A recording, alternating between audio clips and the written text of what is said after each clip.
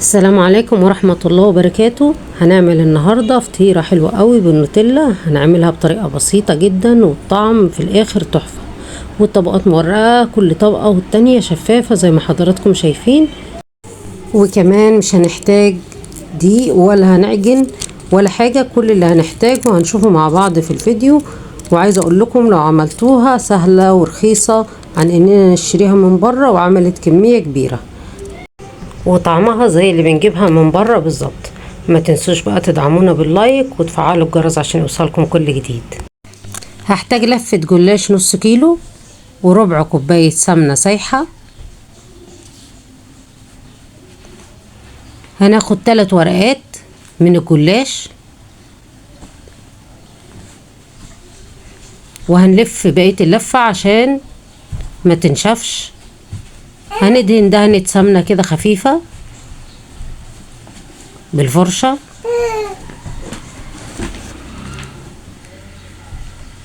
ونبدأ نطبقها بالشكل ده، ونرجع ندهن الطبقة دي كمان. حطينا 3 ورقات مع بعض عشان تبقى محملة معانا. هندهنها من فوق ومن تحت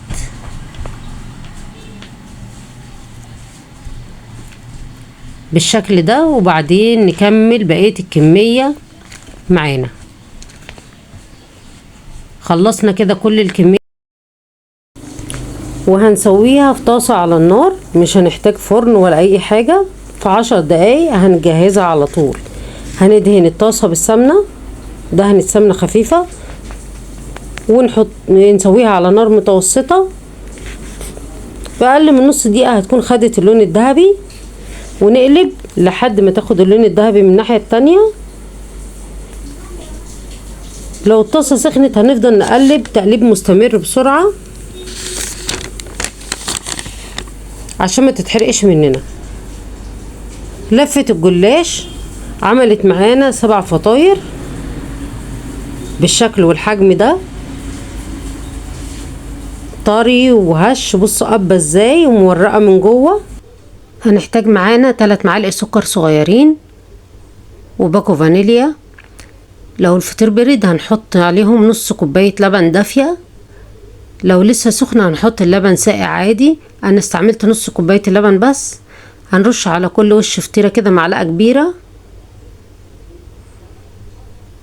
بالشكل ده.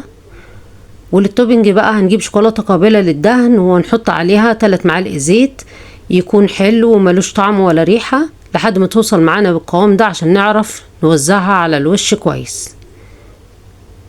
ونبدأ نوزعها وندهنها بالشكل ده.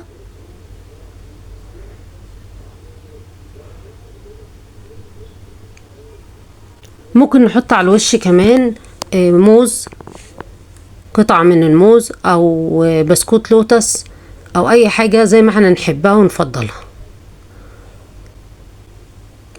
هنخلص بالكمية معانا. هندهن كده 3 فطاير هيطلعوا معانا مقدار فطيرة كبيرة زي اللي بنشتريها من بره. هنقطعه كده المقدار ده كله 3 فطاير بس من 7 فطاير. دول 3 اللي انا حطيت عليهم النوتيلا وقطعتهم بالشكل ده، قد فطيرة ما بنجيبها من بره. ما خدتش معايا وقت كبير ولا مجهود ولا كلفتني. عملنا الفطير الحلو ده بنفس الطعم اللي بنجيبه من بره.